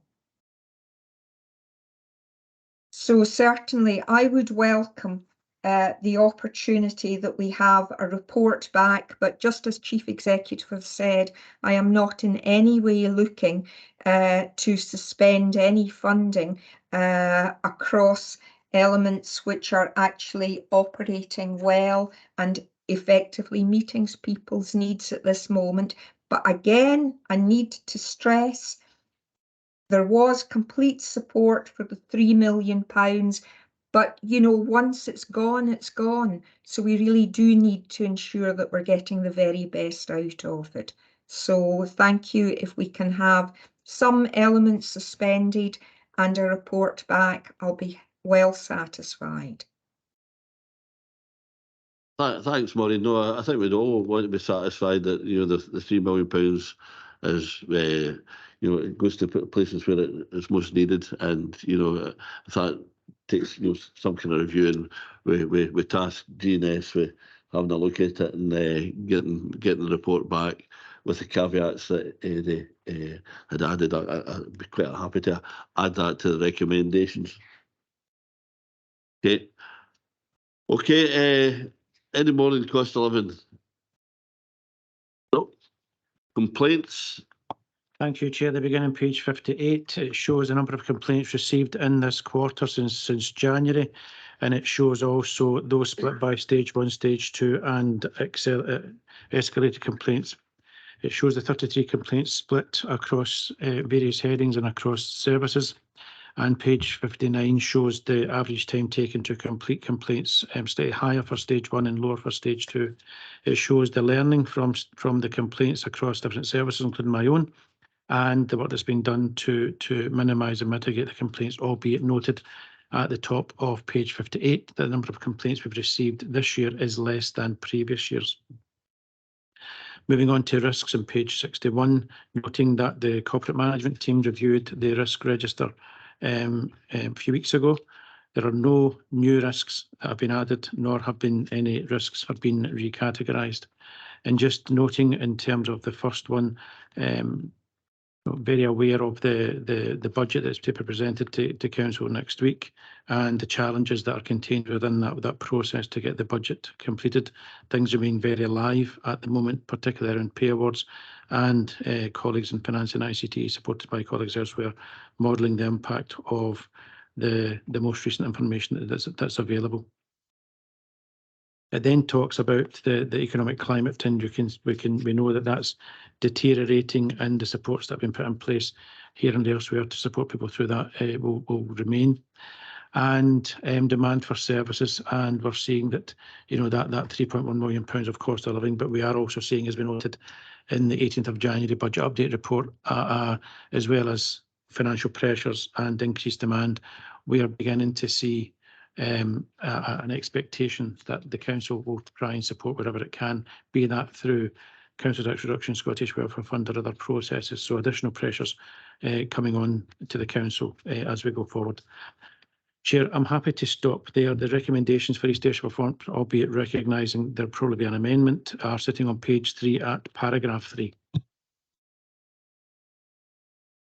Okay, can we agree the recommendations with an additional recommendation in relation to the monitoring the cost of living with reference to asking to, for a focus from the GNS as discussed earlier? Okay, can we agree the recommendations? Okay, now on to the review of service balances. You're on again, Joe. Thank you very much, Chair. So members, a bit of history about service balances. You know that in the council we have a reserve strategy that allows services who are underspending at the year end to carry forward that underspend into the following year.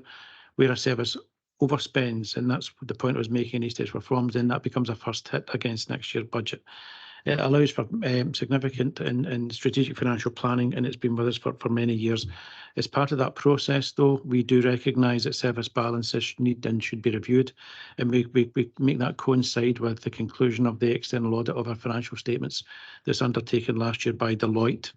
And so the paper before you is a review of those balances, and what it's essentially doing is noting that in page 6 to 8 that there are around £99 million of service balances or balances within the council.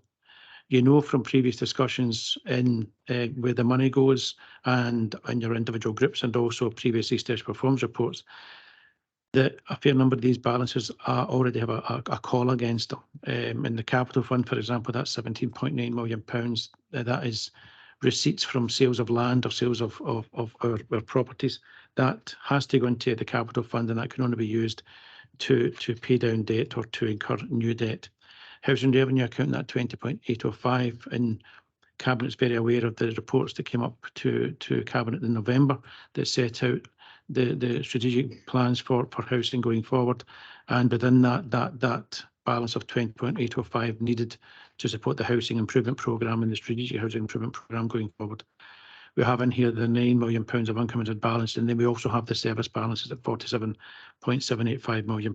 They're exploded, expanded into paragraph 6, and you can see that because budgets move and because things, numbers fairly stand still when it comes to an organisation this size and scale, that 47.785 has changed and £5 million has been drawn down, and from that we have a balance of 42.683 that is the current balance of the service balances.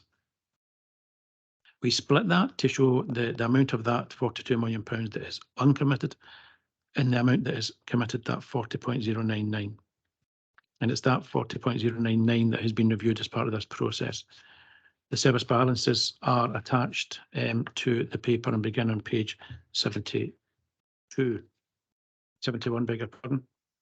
And what the paper is seeking approval today is to just note at paragraph 9 that as part of the review, in recognising the challenges that services are facing with respect to demand and COVID and other pressures on them, and the fact that services, some of the main strategic services within the council are showing overspends at this time, then we have taken the opportunity to do a light touch in terms of service balances, recognising that services may need to pull them down in the years ahead to support them through that the demand transition that they'll have.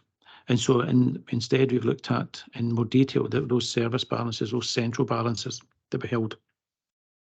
And we've taken the opportunity to following discussions with our auditors last September, to review a balance we had set aside for the consequential impact of our contribution to the redress scheme by Scottish Government that would be see our funding reduced over 10 years. And we've drawn that balance down along with a balance for COVID, and also another balance that was available for essentially traineeships and apprenticeships, which predated the money that Cabinet approved in February, or Council approved in February 22 for jobs and training. The impact of that is that we're seeking approval today to transfer £5.392 million from balances and put that into the general fund uncommitted balance, going back to the beginning of East Ayrshire Reforms, currently sitting at 2.1%, the lowest it's been for many, many years. And the purpose of bringing down that £5.4 million is twofold. It's to put some strength into the uncommitted balance as we go forward into 23-24, and at the same time to prepare us for some of the recommendations that Cabinet and Council will make next week in terms of our revenue budget for next year, and for the point that was raised in the medium-term financial strategy around the need to create a fund for early intervention and prevention for innovation. And so that will allow that fund to be created by Council next week. As I said, Chair, the balances are start at page 71, and I'm happy to stop there and take any questions, recognising that through the work that colleagues in Finance and ICT have done in the past few weeks, members are already aware of some elements of this paper. Thanks, Joe. Yeah, and I'd like to thank colleagues and officers for that work, and that's we're lucky to have these Ayrshire people that can do that. Colleagues, any questions or comments? No. Okay, can we just go to recommendations? Agree. Okay, thank you. Next item is the policy review schedule, and who's taking us through that? Amanda. Thanks, Chair. The purpose of this report is to recommend Cabinet changes to 3 employment policies, namely the Care Inspectorate Policy and Procedure, Sport and Attendance at Work Policy, and Alcohol and Substance Use Policy and Procedure. The background is laid out in paragraphs 3 through to 7, which has been updated to change to reflect the change to the policy review schedule following the People and Culture Service redesign. Paragraph 8 lays out the changes proposed for the Care Inspectorate Policy and Procedure, which are 2. One is section 4, which is an update in the list of the quality frameworks for the Care Inspectorate, and the introduction of the new People and Culture Equality Statement into the policy. Paragraphs 9 through to 14 gives the detail of support and attendance at work policy. Noting, which I've mentioned here before, that we had brought in a temporary post to carry out a project to review the support and attendance policy. We moved from an absence management policy to support and attendance policy just about the same time that COVID hit, and therefore we were restricted in some of the support and guidance that we could give to managers. So a full review, and given the increase in absence figures, has now been carried out, and the details are in paragraph 9, and 10 notes the meetings that was held with various groups, and also that we carried out an extensive benchmark in which we get 20 responses for local authorities. Paragraph 12 lays out, based on the data and the analysis and the feedback, the revisions that we then looked at and the introductions of further toolkits. And in paragraph 13 notes the several amendments that we're proposing for the policy for Cabinet this morning. I would note that there's no fundamental changes. It's more about the style of the report being more supportive and some of the language that's used. The third policy is alcohol and substance use and procedures. This policy was initially introduced in 2018, and this is the first review of this policy. Members will note there's over 3 pages of changes, but I would confirm that the changes are not fundamental changes. They're mainly changes to update, whether that's legislation, and changes to language to ensure dignity and removing stigma. Paragraphs 20 to 21 show that we've been actively involved with our trade union colleagues, and that the trade unions have confirmed they're in agreement with the proposed changes. There are no financial implications linked with this policy and the recommendation with this report, and the recommendations are laid out in paragraph 2. Happy to take any questions. Thanks, Amanda. Jim? Just comment again for me, Amanda, and delighted you mentioned the runabout language, and especially in the removal of sloppy work and the removal of loaner as well, I think. So thanks for that. Just goes to show the amount of detail that goes into reviewing the policies. Thanks, Jim. Yeah, I agree with that wholeheartedly. Anybody else want to come in? Okay, can we just go to recommendations? We agree. Thanks for that. Next, that's the end of the E items. So our education reps can want to switch off our computers. Nice to see it.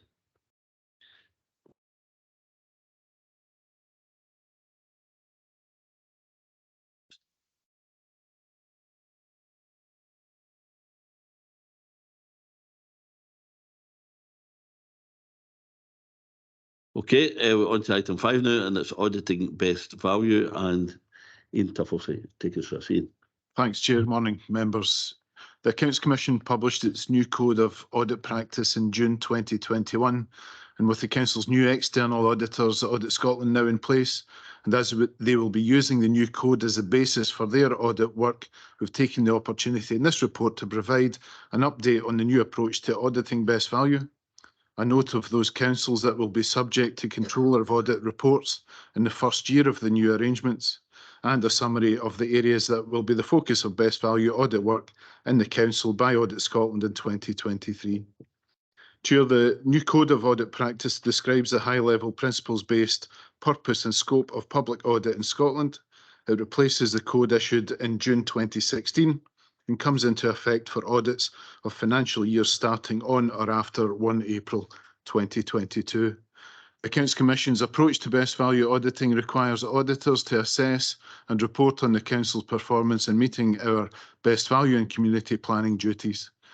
Auditors use a risk-based approach and integrate that assessment with the annual audit and the wider scope themes of financial management, financial sustainability, vision, leadership and governance, and the use of resources to improve outcomes. These are described in more detail at paragraph 7. In addition, at paragraph 10, we reference the Scottish Government's statutory guidance on best value that requires councils to demonstrate that they are delivering best value in respect of 7 themes, namely vision and leadership, governance and accountability, effective use of resources, partnership and collaborative working, working with communities, sustainability, and fairness and equality. In terms of public reporting under the new arrangements, the Accounts Commission has agreed that the councils listed at paragraph 12 be included in the first year of Controller of Audit reports. Audit Scotland will also be reporting annually to the Commission on specific themes. This is intended to facilitate the exchange of ideas and performance data, as well as offering a detailed analysis of a specific aspect of the work of all councils. The first theme will be leadership of the development of new local strategic priorities, including examining how effectively council priorities reflect the need to reduce inequalities and address climate change. At a local level, Audit Scotland have also indicated that they will be undertaking a number of pieces of work as part of their 22-23 audit of the Council in relation to best value, including a review of performance management, including statutory performance indicators and local government benchmarking framework data. Lastly, Chair, from paragraph 16, we remind members of the positive outcomes and recommendations from the last best value audit of the Council that was reported in 2018. Chair, recommendations are presented for members' consideration at paragraph 2. Happy to take any questions. Thanks, Chair. Thanks very much, Ian. Members, any comments or questions on that paper? Straightforward. Can we go to recommendations then? Agree? Thank you. Thank you. Next item is the Regeneration Capital Grant Fund, and to take us through that is Karen. Oh, thanks, Barry. Just declare that's fine, thanks. Karen. Yeah, thanks, Chair. So the purpose of this report is to update Cabinet on the progress of the 2 Regeneration Capital Grant Fund 2023-24 applications for Takeabout Opportunity Centre in Kilmarnock and the New Cumnock Development Trust Reuse Hub. In October last year, Cabinet agreed a number of recommendations, including to support in principle and pending further due diligence the Stage 2 applications for these 2 projects. Further to that, on the 17th of January, we were notified that both projects have been recommended to receive an offer of RCGF funding matching the request that was submitted, subject to the Scottish Budget. As per the previous Cabinet decision, due diligence on the projects has continued and update reports are available on the members' portal. The methodology for these included a review of the updated financial information provided by the groups, a meeting with representatives of each of the two groups, the circulation of a draft report, and then the submission of final reports.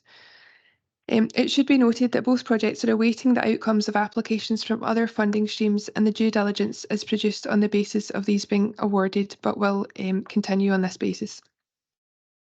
Paragraphs 14 to 17 of the report set out the due diligence conclusions for TAB. As per paragraph 14, in terms of Takeabout, progress has been made since the submission of the Stage 2 bid, and for example, the community asset transfer of the building is progressing well. Paragraph 15 sets out the scale of the unsecured funds at just over £300,000, with applications having been made for 280,000 of this and the remainder being sought through a variety of crowdfunding methods. In the course of the review, nothing has been found that changes the independent assessor's consideration that the project can offer a long-term sustainable programme. New Covenant Development Trust, the outcomes of the due diligence are set out in paragraphs 18 to 25. Paragraph 18 sets out progress since last October, and there has been no major movement in the programme in terms of design, planned build and the cost. There's a slight delay anticipated to the contract award and the consequent completion dates, but this isn't viewed to be an issue. Paragraph 21 sets out that since the previous report, just under £170,000 has been secured from the Rural and Island Ideas into Action Fund and from community benefit funds. So unsecured funds now total just over £325,000. And it's hoped that the remaining gap will be covered through the East Ayrshire Council Renewable Energy Fund, the CARES and community ownership funds, with results expected by spring this year. And applications are underway. We do note in the report that access to community benefit funds, which amount to just £250,000 a year, are still accessible, and also that the organisation would plan to utilise the £300,000 of funds that can be reallocated if necessary that they hold within their own funds should there be any gap as we move forwards. Members will also recall that New Covenant Development Trust was awarded funding of just under £74,000 through the UK Government's Community Renewal Fund. This was for a fixed period which concluded at the end of January, and whilst the project achieved many of the intended outcomes, it did not manage to incur expenditure to the full value of the award, with an unspent balance of just under £23,000 being returned to the government. That position was just confirmed in the week leading up to the end of the funding period, and therefore wasn't carried out initially as part of the due diligence work. But for completeness, we have done further due diligence work to understand and reflect on the capacity issues that were encountered to ensure the contract management and delivery of the project will mitigate any risks. And members should note there will be a report on the CRF projects presented to Cabinet in March, with a further RCGF update on all of the RCGF projects, setting out progress against the overall objectives also being presented in coming months. So there's a range of implications set out in paragraphs 29 to 37. Just touching a wee bit on the legal implications, there will be a memorandum of understanding prepared, which will help to regulate and specify monitoring arrangements to make provision for the appointment of elected members onto a project management group, if that's deemed something that Council would like to do, and also the requirement for the Council to monitor and oversee the expenditure of the funding. And paragraph 33 notes that there will be continued due diligence alongside the project management group, with an eye to monitoring the long-term sustainability of the project. So going back to recommendations, there are 10 set out in paragraph 2. The majority of these are for noting, with recommendations 4 and 5 seeking Cabinet support to progress the projects. And I'm happy to take any questions. Thanks, Chair. Thanks, Karen. There's been quite a bit of work. Good to see the progress here. Colleagues, members, any comments?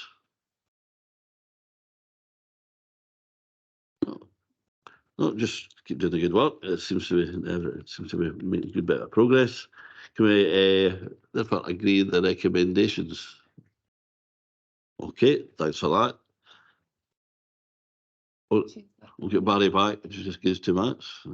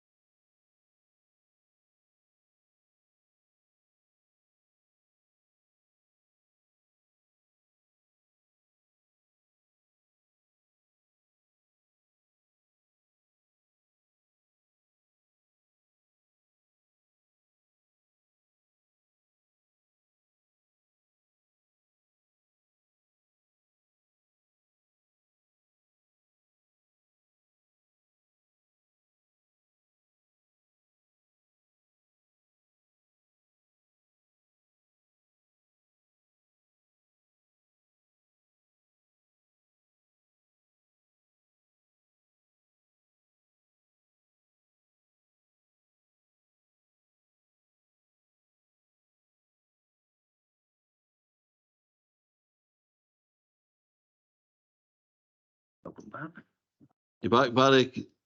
Is it? Yeah. Do you hear us, Barry? Yeah. Yeah. Yep. Good stuff.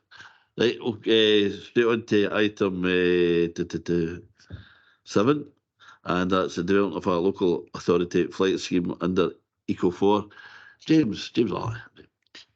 Thanks, Chair, and almost, still morning, members. This report really links in with some of the earlier discussion in the cost of living campaign, and is a key priority action in our climate change delivery plan. I wish someone would give it a simpler name, but essentially the EcoFlex scheme is a scheme that supports, it's a scheme put in place by the UK government through and delivered through Ofgem and funded by the energy providers themselves to upgrade some of the most energy inefficient homes in the country. And there's a scheme needs to be developed and some procedures agreed by the council to open up this to residents in East Ayrshire, and that's exactly what this report is intended to do. So members will recall that Cabinet in November, as part of the Climate Emergency Action Plan, agreed to engage with the Energy Agency to develop proposals for implementation of the Flex scheme under Eco4 guidance. We've now received a report from the Energy Agency, and that's appended to this report. The scope of the scheme is outlined in paragraph 7, and we think that it could be opened up to as many as 27,000 domestic dwellings in East Ayrshire. However, there are quite significant hoops to jump through to get this funding in relation to eligibility and your income levels and things like that. So we don't expect it to be accessible to as many residents as that. And really, we think that these eligibility criteria may actually limit the potential availability of it.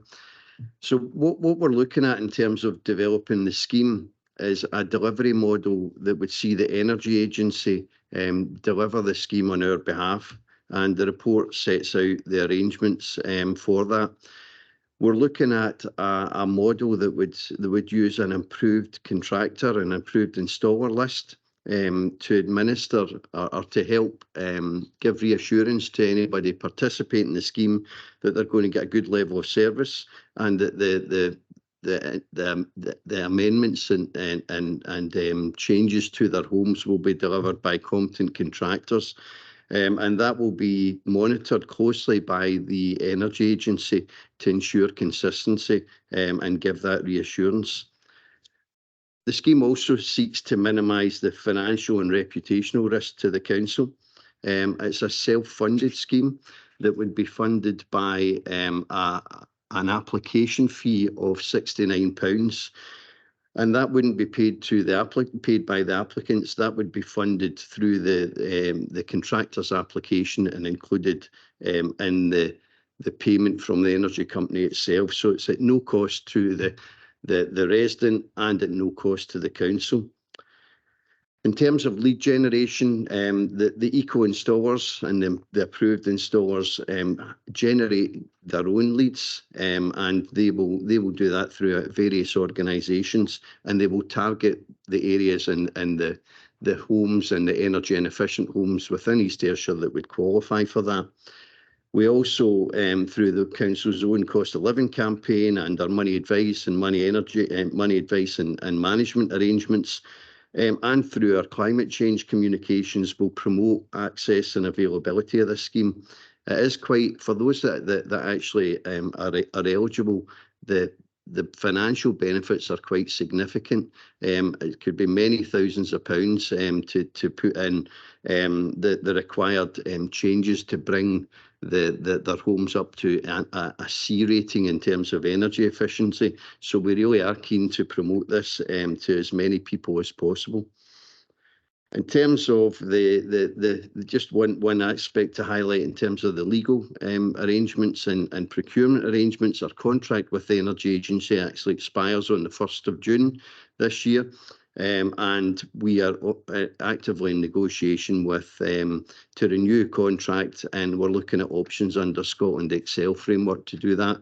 But so it might not be the Energy Agency that's delivering this in the long term. It might be another contractor, but the scheme itself will stay the same. So with that, Chair, I would promote the recommendations to members, and happy to take any questions. Thanks, James. It seems like a really good scheme, and if I could be colloquial about this, the rural off-gas areas like Gatehead and also like Sir Lancashire will benefit out of this. That's good to see. Just in terms of publicity, how it's quite complex. How are we going to kind of market this to people, make people improve awareness and all of this? Thanks, Chair. I think that's something that we need to consider and work in partnership with the Energy Agency on this. As I say, we're quite keen to give this reassurance, and we would want a contact point at the Energy Agency that would be available to give that detailed advice and support to applicants. And that will be part of the discussions that we have once the scheme's been approved by members today. We would hope to promote it across the council's website. We do have a requirement to put the scheme and publish that in the council's website. And through our cost of living communications, we have already signposted that we're seeking to put this scheme in place. So we'll promote it through that. Colleagues in comms have also will support and work with the Energy Agency in developing social media campaigns through cost of living, through our money advice programmes. We also want to make this available and give an understanding of the availability of it to some of the key organisations, Citizens Advice and the other agencies across East Ayrshire that provide that sort of support to people. And we'll put those arrangements in place as well.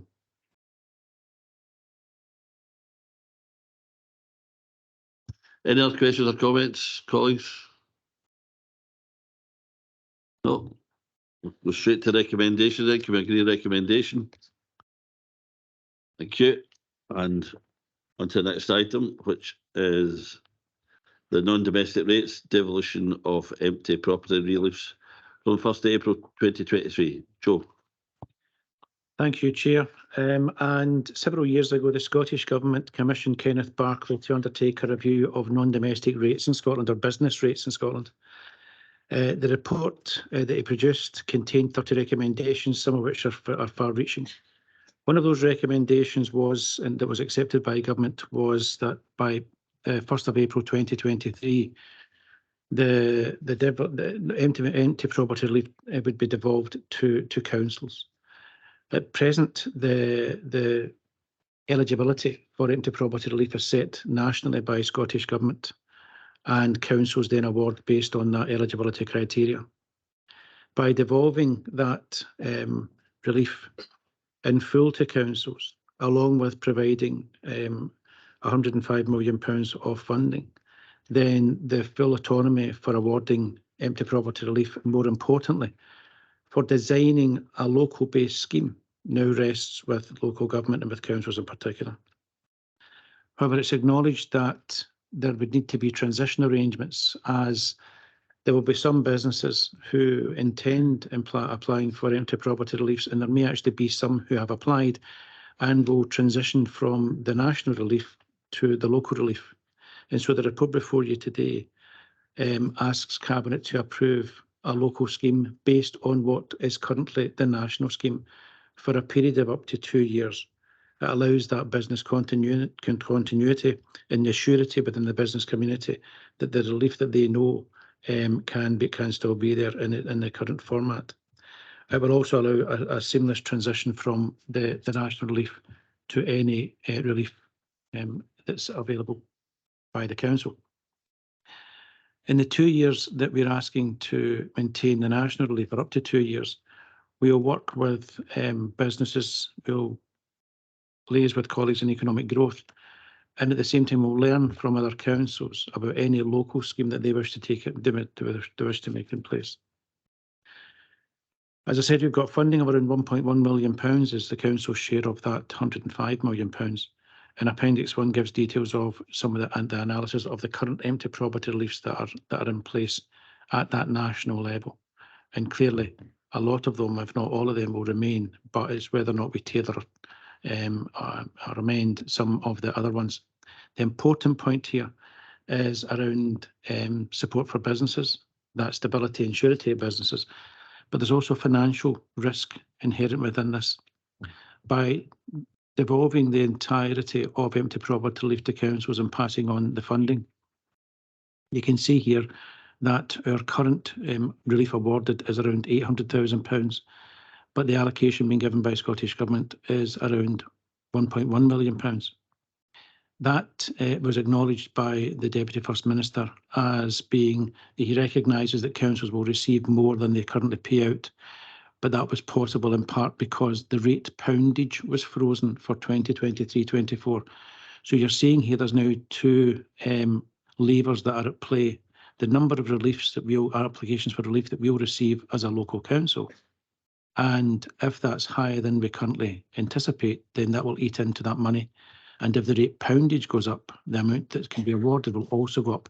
So it's a process that we're going to take a couple of years to look at. We'll learn from others and see what others are doing, and we'll liaise with, as I said, colleagues in economic growth to take that forward. And that, Chair, is essentially the purpose and the background to this report. That's short. Colleagues, anyone wish to comment further? Need to wait and see how others get on with this, Joe, you just mentioned at the end. Right? Okay, can we agree recommendations? Okay, next item is item 9, which is Ayrshire Roads Alliance bridge contracts. And Kevin, you're online. Good morning, good morning, Chair. Yes, I'm online. Unfortunately, my camera doesn't seem to be working, so I've only got a microphone. The purpose of this report is to advise Cabinet of the contractual outturns on 3 Ayrshire Roads Alliance bridge repair contracts: Galston to New Milne cycle path, the A735 Victoria Bridge Kilmarnock, and former rail bridge Stonygate Road New Milnes. Ayrshire Roads Alliance capital bridge contracts have incurred additional expenditure by more than 10%. Galston to New Milnes cycle path, River Avon and Galston erosion. This contract was awarded via competitive tender on the 25th of the 6th 21 and works commenced on the 16th of the 8th 21. Details of the additional works are detailed in paragraphs 5 to 8. The A735 Victoria Bridge Kilmarnock major refurbishment. This contract was awarded via competitive tender on the 30th of September 2021. Works commenced on site on the beginning of January 2022, and minor snagging works are still outstanding. Details of the additional works are contained in paragraphs 9 to 17. The former rail bridge, Stonygate Road, New Milnes, partial removal and repairs, and this contract was awarded via competitive tender on the 15th of October 2021, and works commenced on site on the 1st of November 21. And details of the additional works are contained in paragraphs 18 to 21. The additional costs were accommodated within the Bridges Capital Programme. Recommendations are contained in paragraph 2. Happy to take any questions, Chair. Thanks very much, Kevin. Any comments there? I certainly know the cycle, the Chris Hoy Way. I know there's been erosion there, closed a bit of the cycle path. That'll be any treatment to that will be welcome, most welcome by cyclists at Irvine Valley. Any other comments, questions? Okay, do I agree recommendations? Thank you, Kevin. Thank you, Chair. Okay, next item is the. Oh, you're not getting away yet, Kevin. There's your flood risk management plan, cycle 2. Thank you, Chair. The purpose of this report is to advise Cabinet of the publication of the Ayrshire Solway Local Flood Risk Management Plan, Cycle 2, and the Section 38 Final Report, Cycle 1.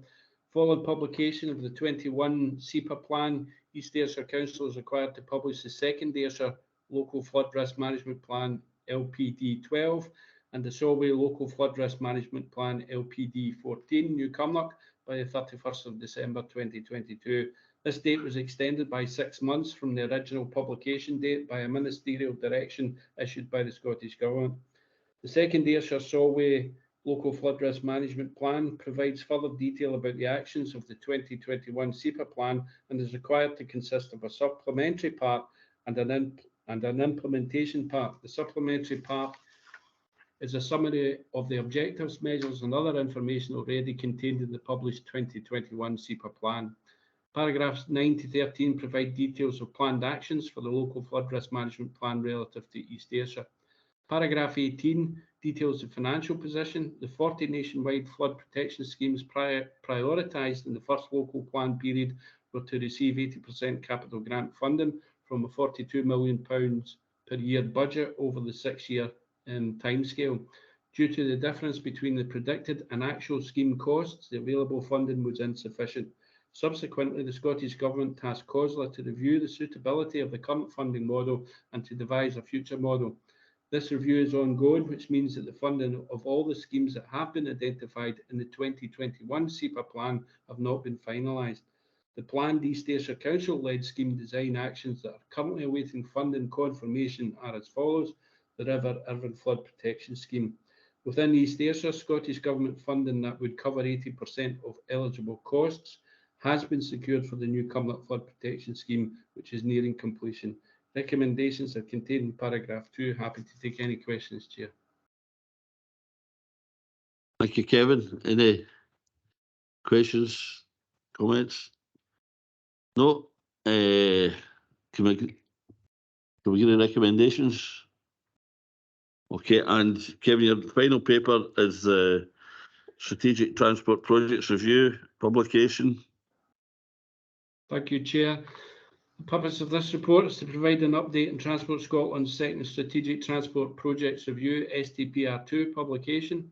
Paragraphs 2 to 17 provides a summary of the initial appraisal case for change for Ayrshire and Arden, stakeholder engagement, problems and opportunities, option generation, sifting and development, draft options, options sifted out and options sifted in.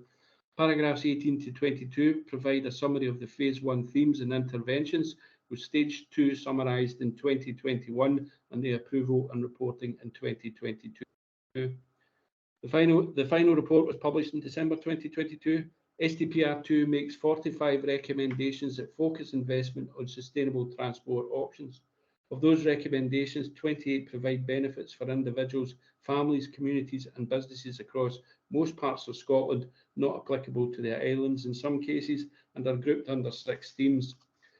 Summarised in paragraph 24, 4 recommendations are applicable to multiple regions, but will have a particular benefit to the Ayrshire and Arden region, and that's supporting integrated journeys at ferry terminals.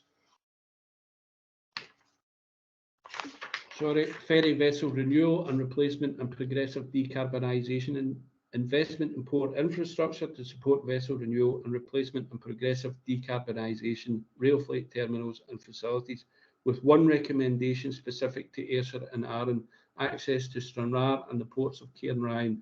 The delivery programme will be announced in the spring of 2023 by Scottish Government. Recommendations are contained in paragraph 2. Happy to take any questions. Thank you, Chair. Thanks, Kevin. Any comments or questions Kevin? No? Okay, can we agree the recommendations in the paper? Okay. Now move exclusion of press and public. Thanks, Chair. Can I just ask IT colleagues if they could stop the recording, please?